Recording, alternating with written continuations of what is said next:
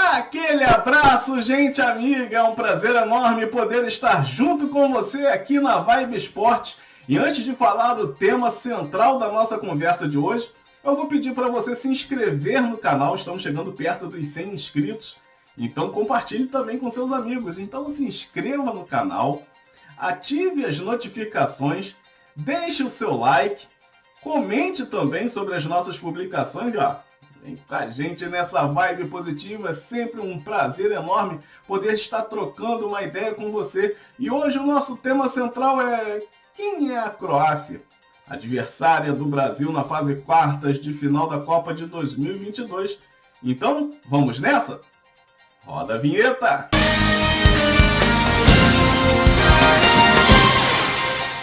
É isso, pessoal. O Brasil chegou à fase quartas de final com uma vitória tranquila sobre a Coreia do Sul pelo placar de 4-1 e agora tem pela frente a Croácia, adversário até de certo modo conhecido pelo futebol brasileiro, tendo em vista que já encaramos os croatas em duas Copas do Mundo. Em 2006, a vitória por 1-0 no golaço do Kaká, jogo duro, jogo complicado. E em 2014, aqui no Brasil, vencemos a Croácia por 3-1, jogo duro, complicado, que o árbitro japonês deu aquela mãozinha para a seleção brasileira. Isso mostra que nós vamos ter muitas dificuldades diante desse adversário, tendo em vista os bons valores individuais que a seleção croata possui. Apesar da idade já um pouco avançada, a média de idade um pouco avançada, a Croácia é a atual vice-campeã do mundo, perdeu em 2018 para a França e tem valores individuais importantíssimos para o futebol mundial. E eu já vou começar falando sobre o camisa número 10. O Luka Modric, 37 anos, ídolo do Real Madrid, a cabeça pensante do time espanhol e é também a cabeça pensante do time croata.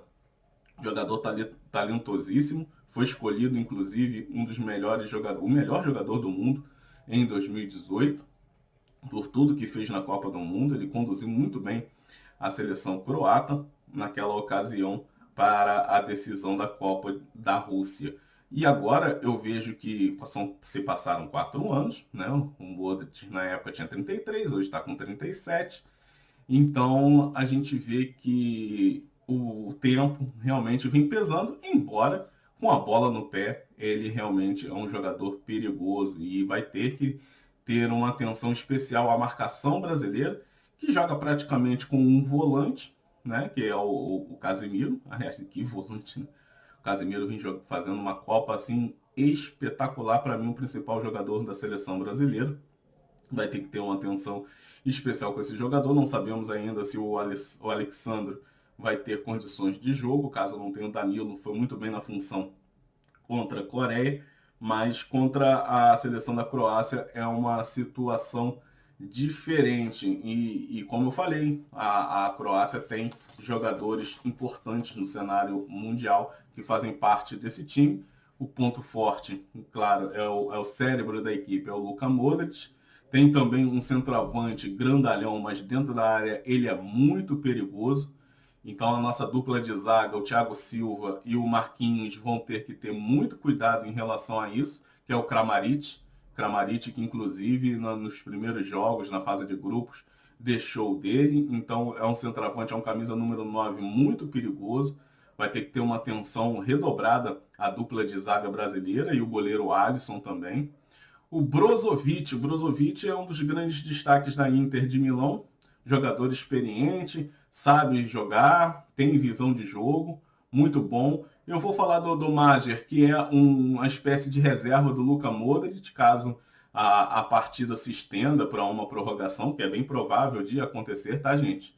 Porque, tendo em vista que nas oitavas a Croácia foi para a prorrogação com o Japão, foi inclusive para a decisão dos pênaltis, onde quem se destacou foi o grande goleirão da Croácia. Infelizmente eu esqueci até de anotar o nome dele, mas é um baita goleiro, pegou 3 pênaltis. Tudo bem que o Japão parecia que já estava meio que sem perna, né? Mas tudo bem.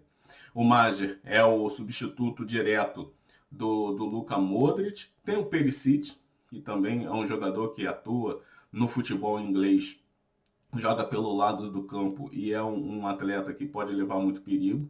E aí cabe ver o que o Tite vai fazer, se vai repetir o Éder Militão na lateral direita, se vai passar o Danilo para lá caso o Alexandre tenha condições de jogo, ou se ele vai tentar inventar um Daniel Alves por ali. Eu acho que o Daniel Alves vai ser o maior prejuízo dessas três opções que passei, tendo em vista que não é um bom marcador e o Perisic é um jogador perigoso. Então, a Croácia é um time que sabe jogar muito bem pelas pontas, tem um cara cerebral no setor de meio campo e, com isso, vai levar muito perigo à defesa brasileira, que precisa estar atenta e muito bem postada no setor ofensivo. Pontos fracos. Agora vamos para os pontos fracos da Croácia.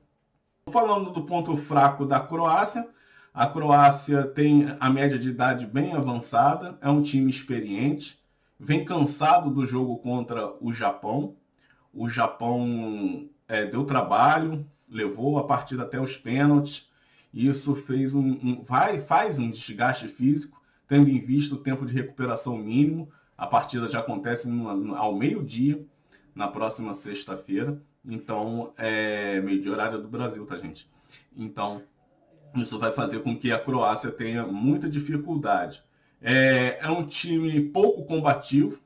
A gente vê que a Croácia joga dentro de uma cadência, dentro daquele ritmo, independentemente do adversário. Isso pode ser bom para o Brasil, apertar a marcação lá em cima, ou se jogar um pouquinho mais fechado, sair em velocidade pelas pontas, com o Vinícius Júnior, com o Lucas Paquetá, com o Rafinha. Isso pode ser bastante interessante para a seleção brasileira, principalmente se o Tite quiser atuar na base do contra-ataque. O Brasil também sabe jogar nesse estilo de jogo. Então é muito interessante a gente principalmente explorar a nossa velocidade pelas pontas, e tendo o Neymar como um homem de visão de jogo e puxando a marcação, isso facilita ainda mais para a seleção brasileira.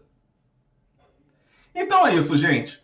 Análise pronta, feita sobre o nosso adversário na fase quartas de final da Copa do Mundo, a Croácia. Então eu peço para que você deixe o seu comentário, continue junto com a gente, se inscreva no canal, ative as notificações. E aí, o que você achou do Top 10? Meu amigo, tá dando polêmica.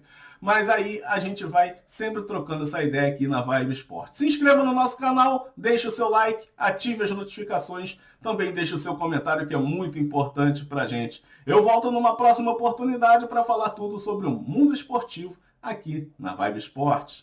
Até a próxima!